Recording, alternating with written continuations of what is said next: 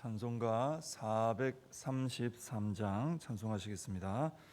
귀하신 주여 날 붙드사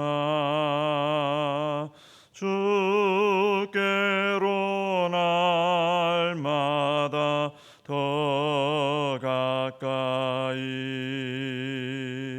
저 하늘 나라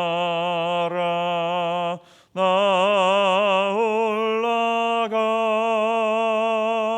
구주의 품 안에 늘 안기어 영생의 복 받기 원합니다. 봉헌할 물건 나 없어도 날마다 주께로 더 가까이 내 죄를 주께 다 고하니 주님의 보혈로 날 씻으사 눈보다 더 이게 하옵소서.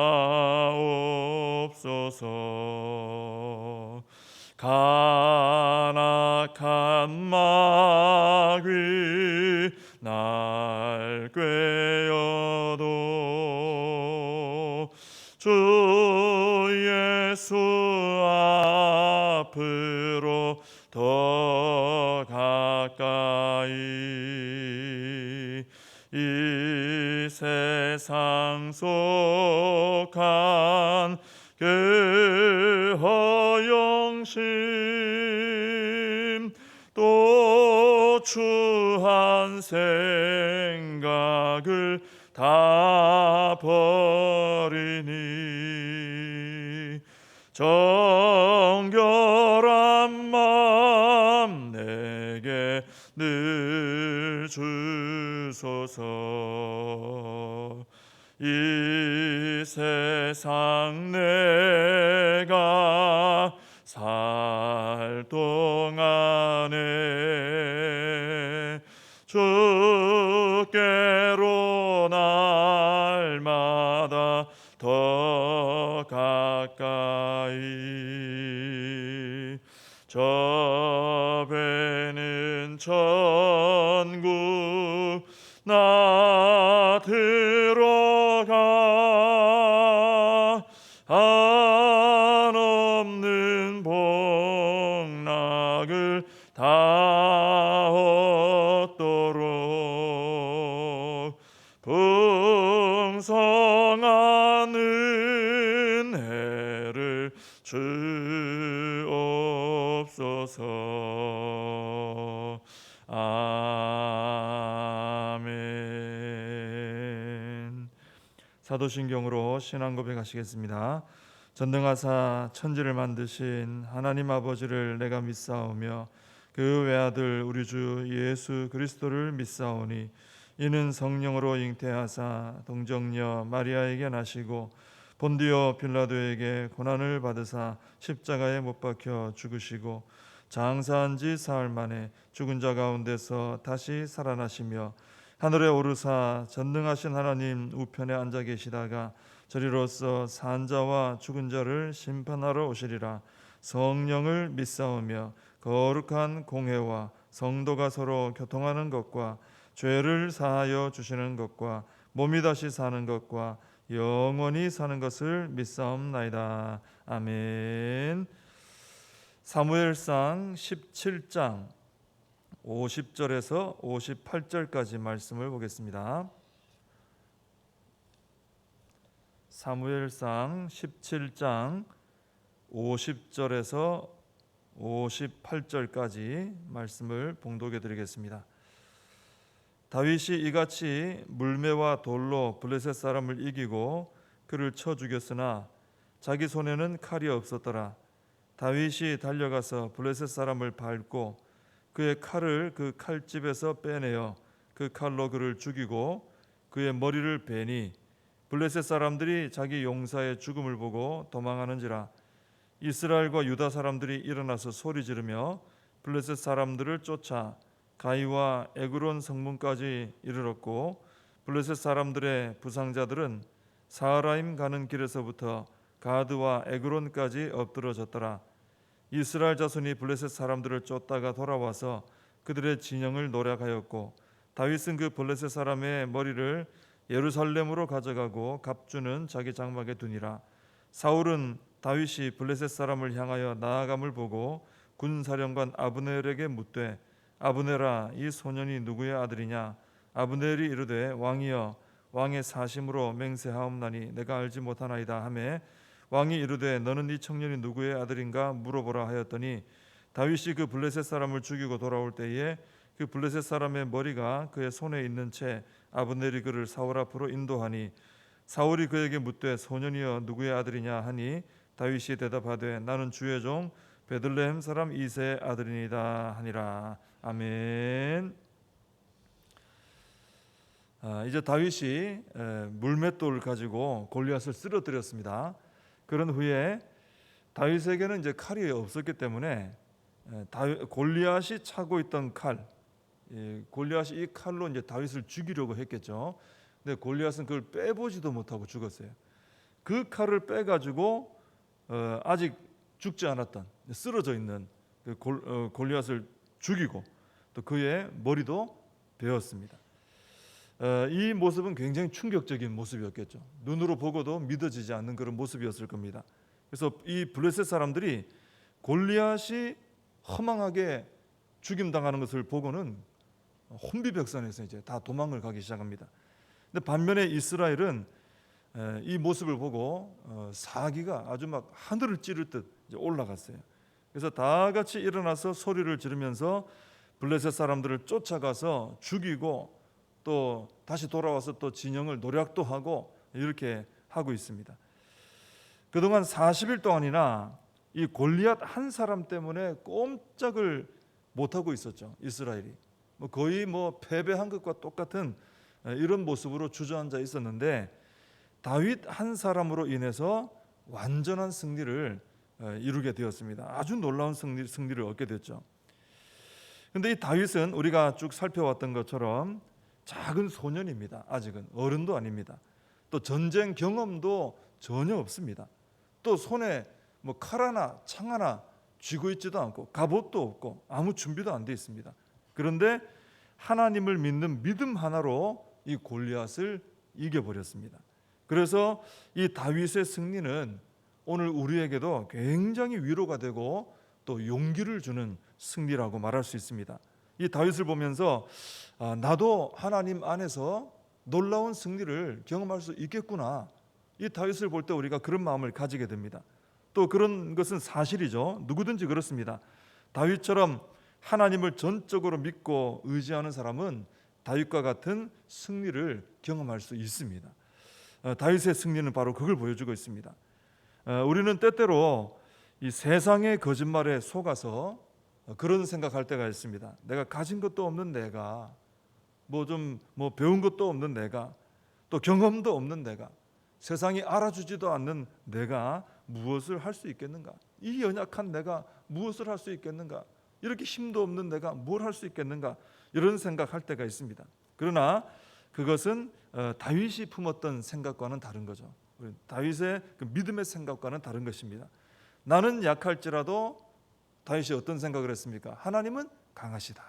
다윗이 자기가 약한 걸 알죠. 하나님이 강하시다는 걸 붙들었던 것입니다. 그래서 내가 하나님을 전적으로 믿고 의지해서 다윗처럼 그 하나님을 전적으로 믿고 의지한다는 게 왜 이게 중요합니까? 그럴 때 하나님의 능력을, 어제 말씀 나눈 것처럼 하나님의 능력을 나에게 갖다 쓸 수 있잖아요. 그죠? 그게 믿음으로 작용되는 것이거든요. 그래서 우리가 다윗처럼 전적으로 하나님을 믿고 의지하면은 하나님의 그 능력이 내 능력이 되는 거예요. 하나님의 능력이 나에게 임하게 되는 것입니다. 그렇게 되면은 내가 할 수 없지만 하나님의 능력으로 놀라운 승리를 경험하게 되는 것입니다. 그래서 우리는 다윗을 보면서 그런 소망을 가져야 될 줄로 믿습니다. 나도 믿음으로 다윗처럼 놀라운 승리를 경험할 수 있다. 이제 55절 이하 내용은 시간을 좀 앞으로 거슬러 올라가서요. 조금 앞으로 다시 거슬러 올라가서 다윗이 골리앗을 죽이기 전 골리앗을 향해 달려가던 때를 이제 배경으로 하고 있죠. 다윗이 골리앗을 향해 달려가는 그 모습을 본 이 사울 왕이 군사령관 아브넬에게 이 소년이 누구 아들이냐 물어봅니다. 근데 아브넬은 모르겠다고 답을 합니다. 그래서 사울이 이 청년이 누구의 아들인가 좀 알아보라 했는데 그러는 동안 이제 다윗이 들어왔어요. 다윗의 손에는 골리앗의 머리가 들려 있습니다. 그때 사울이 묻죠. 소년이여 누구의 아들이냐? 어느 집안 자식이냐? 물어봅니다. 그 질문에 대해서 다윗은 나는 주의 종 베들레헴 사람 이새의 아들입니다. 이렇게 답을 합니다. 근데 이 내용은 55절 이하 내용은 좀 우리를 혼란스럽게 하죠. 왜냐하면 우리가 16장에서 봤던 것처럼 다윗은 이미 사울 왕 앞에서 섬긴 적이 있잖아요. 그죠? 이미 섬긴 적이 있습니다. 사울이 악령으로 고통받고 있을 때 그때 신하들이 좀 수금 연주하는 자를 알아볼까요? 해가지고 알아본 사람이 누굽니까? 다윗이었어요. 그래서 이 다윗을 불러가지고 사울이 악령으로 고생할 때 연주를 하게 해서 쫓아내고 하는 일을 했습니다. 근데 사울이 데려와서 이렇게 한번 일을 시켜보니까 얘가 있을 때 훨씬 편하거든요. 그래서 아버지 이새에게 사람을 보내가지고 당신 아들 좀 내 옆에서 좀 섬기게 허락해 주시오 명령을 했습니다. 그래서 이 다윗이 오가면서 이 사울의 그 어려운 때에 수금 연주를 통해 악령을 쫓아내는 이런 일을 했었죠. 근데 오늘 본문에 보면 사울은 다윗에게 자꾸 그럽니다. 너 누구 집 애냐? 누구냐? 그죠? 어느 집 자식이냐? 자꾸 물어봅니다. 모르는 사람처럼 대해요. 심지어 사울의 신복인 아브넬도 아마 다윗을 왕궁에서 봤을 확률이 높은데 사울 왕 옆에 자주 있으면 근데 다윗을 모르겠다 이렇게 대답을 합니다. 근데 이런 상황은 우리가 좀 충분히 좀 이해를 할 수 있습니다. 왜냐하면 당시 이 사울은 이스라엘의 왕이죠. 한 나라의 왕입니다. 다윗은 어떻게 보면 잠시 이 왕을 좀 섬기기 위해 연주하기 위해서 왔던 소년일 뿐이에요. 한 나라의 왕이고 작은 소년입니다. 그래서 사울 왕 앞에 일정 기간 좀 섬겼다고 해서 사울이 일일이 그 다윗의 뭐 이름이라든지 어떤 다윗의 어떤 집안인지 아버지가 누군지 이런 것을 다 기억할 것이다. 이거는 좀 기대하기가 어려운 상황이다라는 것입니다. 또 왕이 일일이 그걸 다 자기가 직접 기억할 필요도 없는 것이죠. 예전에 신학교를 같이 다녔던 목사님이 계시는데 이분은 좀 제법 규모가 좀 있는 그런 교회에서 이제 교육 전도사로 사역을 했었습니다. 근데 한 번은 교역자들이 다 모여서 일을 하고 있는 중에 그 교회 이제 담임 목사님이 오셔가지고 얘기하다가 이 전도사님한테 이름이 뭐냐고 물어보시더라는 거예요. 그래서 이름을 말씀드렸대요. 근데 얼마 안 됐는데 얼마 안 지나서 다시 또 만났는데 또 생전 처음 보는 것처럼 이름이 뭐냐고 물어보더라는 거예요. 저 얼마 전에 말씀을 드렸는데 그때 그런 얘기를 하면서 이해는 했죠. 왜냐하면 워낙 교역자들이 많고 또 사역도 많이 하시는 분이고 사람도 많이 만나시고 하는 분이니까 뭐 두 번째, 세 번째 정도 물어볼 수는 있지 않느냐 뭐 이렇게 이해를 했던 기억이 납니다. 그렇게 보자면 사울은 지금 한 나라의 왕이잖아요. 얼마나 많은 사람을 만나고 얼마나 많은 일을 감당하고 생각해야 될 것도 얼마나 많으며 그죠? 처리해야 될 것도 얼마나 많겠습니까? 근데 자기를 위해서 잠시 악기 연주하러 올라온 시골 소년 하나의 이름이라든지 집안이라든지 이런 것까지 일일이 다 세세하게 다 기록하고 있다. 이것은 참 쉬운 일이 아닌 것입니다. 뭐 그런 걸 특별히 잘하는 분도 있겠지만 사실 일반적으로는 좀 쉽지가 않은 거죠. 그래서 저는 이 말씀 보면서 충분히 그럴 수 있겠구나. 이 사울이 지금 경황이 없어요. 전쟁 중이고 막 여러 가지 복잡한 상황인데 그래서 이 다윗의 이름을 물어본다든지 뭐 어느 집안인지 좀 물어본 것이 아닌가 그렇게 생각을 해봤습니다. 그리고 이것은 뭘 보여주느냐면은 그 정도로 이 다윗은 사람들의 눈에 띄지도 않고 기억조차 되지 않은 그런 작은 존재였다는 걸 보여주는 거예요. 사울 왕도 몇 번 봤지만 기억을 못해요. 그런데 중요한 건 뭡니까? 하나님은 사람들이 이렇게 기억하지도 못하는 작은 자 다윗을 큰 자로 보셨다는 거예요. 사람들은 작은 사람으로 봤어요. 무시했어요. 몰라 봅니다. 같이 있었는데도 누군지 몰라 봅니다. 그런데 기억이 안 되는 거죠. 그 정도로 미미한 존재입니다. 근데 하나님은 엄청나게 다윗을 큰 자로 보시고 이 다윗을 뚜렷이 기억하시고 하나님의 위대한 일에 사용해 주셨다라는 것입니다. 우리는 이것을 보면서 어떤 사람이 되어야 할까 한번 생각을 해볼 필요가 있겠죠. 우리가 어떤 사람이 되어야 되겠습니까? 물론 사람들에게도 알려지고 영향이 있고 하면 좋죠. 그렇게 되면 좋죠. 그러나 가장 중요한 것은 하나님의 눈에 큰 자로 보여야 된다는 것입니다. 사람들이 막 대단하다고 막 이렇게 칭송하는데도 하나님에게는 보이지 않는 사람이 있어요. 사람들은 막 기억하고 막 기념하고 이러는 사람인데 하나님께는 하나도 기억이 안 되는 사람이 있어요. 근데 사람들은 몰라주는데, 세상은 몰라주는데 하나님은 뚜렷이 기억하고 크게 보는 사람이 있습니다. 바로 다윗 같은 믿음의 사람이죠. 우리가 이런 사람이 되어서 하나님의 위대한 일에 쓰임 받아야 될 줄로 믿습니다. 함께 기도하겠습니다. 하나님 아버지, 다윗은 작은 소년이었고 가족들도 크게 보지 않았고 또 가서 여러 번 섬겼던 왕조차 다시 누군지도 몰라볼 정도로 미미하고 기억되지 않는 작은 사람이었습니다. 그러나 이스라엘이란 나라의 승리는 바로 이렇게 기억되지 않던 작은 소년 다윗을 통해 그 승리가 왔음을 보게 됩니다. 하나님께서 다윗을 크게 보셨고 하나님의 기억에는 다윗이 제일 또렷하게 기억이 된 사람이었기 때문에 하나님께서 다윗을 사용해 주신 줄로 믿습니다. 저희들도 다윗 같은 믿음의 사람이 되어서 우리 하나님께 기억되고 또 하나님께서 크게 보시고 사용하는 하나님의 사람들 되게 하여 주시옵소서. 예수님의 이름으로 기도하옵나이다. 아멘. 주님과 주신 기도로 예배를 마칩니다. 하늘에 계신 우리 아버지여, 이름이 거룩히 여김을 받으시오며 나라의 임하옵시며 뜻이 하늘에서 이룬 것 같이 땅에서도 이루어지이다.